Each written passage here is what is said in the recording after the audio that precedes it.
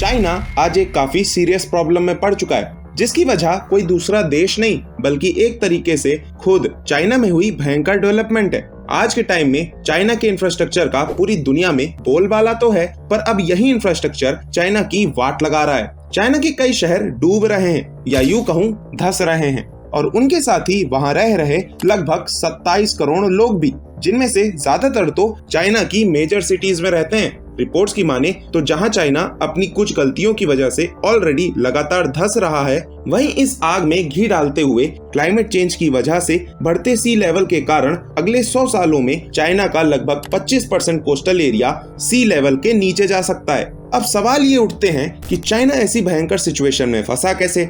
China इस situation को लेकर क्या एक्शंस ले रहा है और पूरी दुनिया, खासकर हमारे प्यारे भारत के लिए ये क्या मायने रखता है? चलो जानते हैं इस वीडियो में।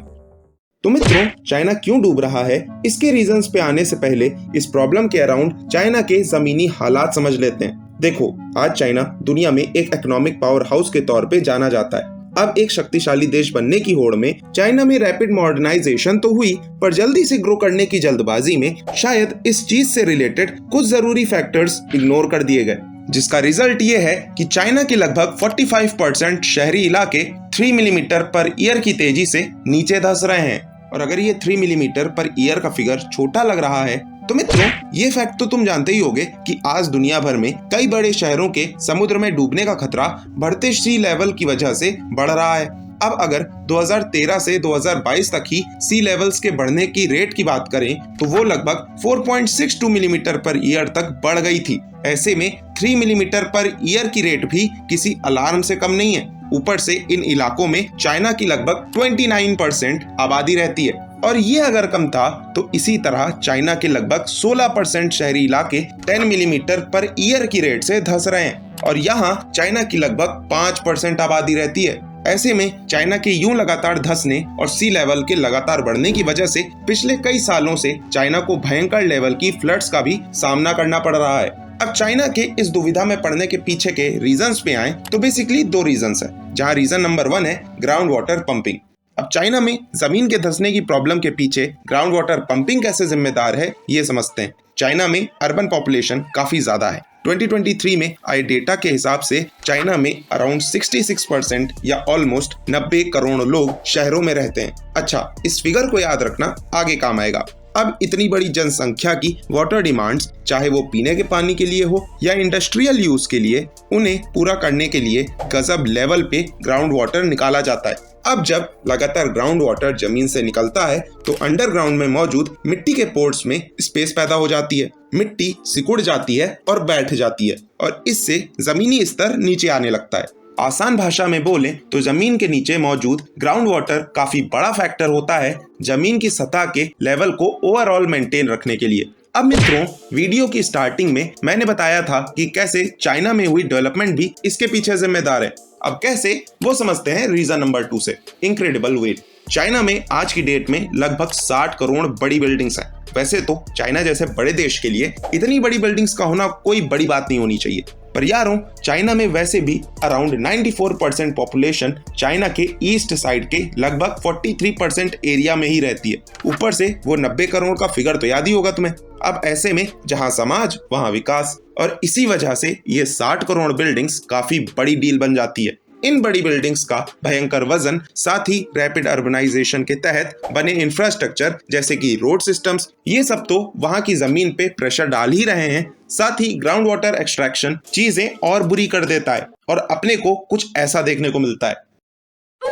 और इस वजह से चाइना की वाटर रिलेटेड प्रॉब्लम्स इंटेंसिटी और फ्रीक्वेंसी दोनों तौर पर बढ़ी हैं। जहां बढ़ते क्लाइमेट चेंज के चलते भयंकर बरसात के कारण अब तो चाइना में लगभग हर साल ही भयंकर फ्लड्स आती हैं, जिससे न सिर्फ पब्लिक हेल्थ या सोसाइटी पर बल्कि इंफ्रास्ट्रक्चर और पर्यावरण पर भी काफी बुरा इम्पैक्ट होता है, जिससे सीधी चोट चाइना की जेब पर भारी इकोनॉमिक लॉसेस के तौर पर लग रही है। अब जब इस बारे में अपन डिस्कस कर रहे हैं तो ऑफ कोर्स चाइना तो इस बारे में जानता ही है, और इस दुविधा से बाहर निकलने के लिए चाइना बड़े स्टेप्स भी ले रहा है। चाहे वो ग्राउंड वाटर एक्सट्रैक्शन को लेकर सख्त नियम बनाना हो, बढ़ते सी लेवल्स को देखते हुए शंघाई जैसे शहरों में सी वॉल्स का इस्तेमाल करना हो, या फ्लड्स से निपटने के लिए स्पंज सिटीज को बढ़ावा देना हो, चाइना हर तरफ से जुटा पड़ा है। अच्छा, इन सब में स्पंज सिटीज का टॉपिक काफी पॉपुलर रहा है। इस कॉन्सेप्ट को 2013 में प्रोफेसर कॉन्ग जियान यू ने इन्वेंट किया था, जहां फिर चाइना ने यह इनिशिएटिव 2015 में शहरों में फ्लड्स को बेहतर तरीके से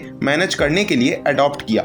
देखो, चाइना की मेजर सिटीज में बाढ़ की मैनेजमेंट को सिचुएशन की डिमांड के हिसाब से थोड़ा फ्लेक्सिबल बनाया जा सके, साथ ही पानी का बेहतर ढंग से डिस्ट्रीब्यूशन और स्टोरेज हो पाए, इसलिए इस इनिशिएटिव पे चाइना इन्वेस्ट कर रहा है। बाकी मित्रों, चाइना की ये सिचुएशन ना आज पूरी दुनिया, खासकर हमारे प्यारे भारत के सामने एक काफी बड़ा रिमाइंडर भी रखती है। चाइना के डूबते शहरों ने पूरी दुनिया के सामने दो चीजें तो बिल्कुल क्लियर कर दी हैं। पहली कि कैसे आज हमें टिकाऊ शहरी विकास की जरूरत है, जिसके तहत शहरों की लॉन्ग टर्म हेल्थ प्लस वहां रह रहे लोगों की सुरक्षा पर भी ध्यान दिया जाए, जिसके लिए अर्बन प्लानर्स और पॉलिसी मेकर्स के द्वारा नए इंफ्रास्ट्रक्चर को डिजाइन या कंस्ट्रक्ट करते समय land subsidence, erosion management, drainage, water management जैसे जरूरी फैक्टर्स पर भी ध्यान देना जरूरी है। वहीं अगर दूसरी चीज की बात करें तो वो है क्लाइमेट चेंज या ग्लोबल वार्मिंग आज दुनिया के सामने बहुत बड़ा चैलेंज है।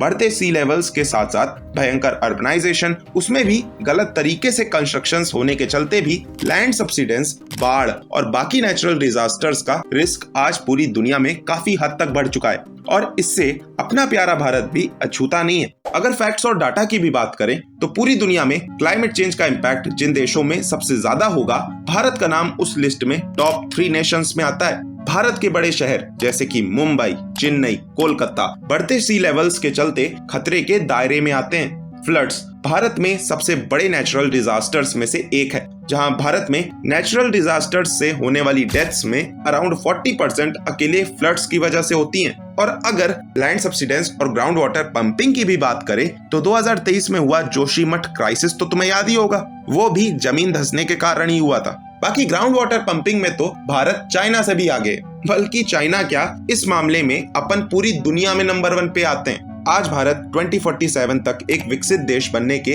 विजन के साथ आगे बढ़ रहा है। ऐसे में चाइना में हुई ये प्रॉब्लम भारत के लिए एक काफी अच्छी अपॉर्चुनिटी है ये समझने के लिए कि उसे डेवलपमेंट के रास्ते पे चलते हुए क्या नहीं करना है, सस्टेनेबल डेवलपमेंट और नेचर के बीच बैलेंस बनाकर कैसे चलना है। बाकी चाइना को लेकर ना ये कहना गलत नहीं होगा कि जो चाइना दूसरों की जमीन पर नजर जमाए रहता था, फिलहाल उसकी खुद की जमीन संकट में है। पर तब भी चाइना दूसरे देशों की जमीन के पीछे पड़ा क्यों रहता है? अब ये जानना है तो इस वीडियो पे क्लिक करो। मैं मिलता हूँ तुमसे उसी वीडियो में। स्पंज सिटी के ऊपर वीडियो चाहिए तो कमेंट्स में बताना। टिल देन सब्सक्राइब कर लो।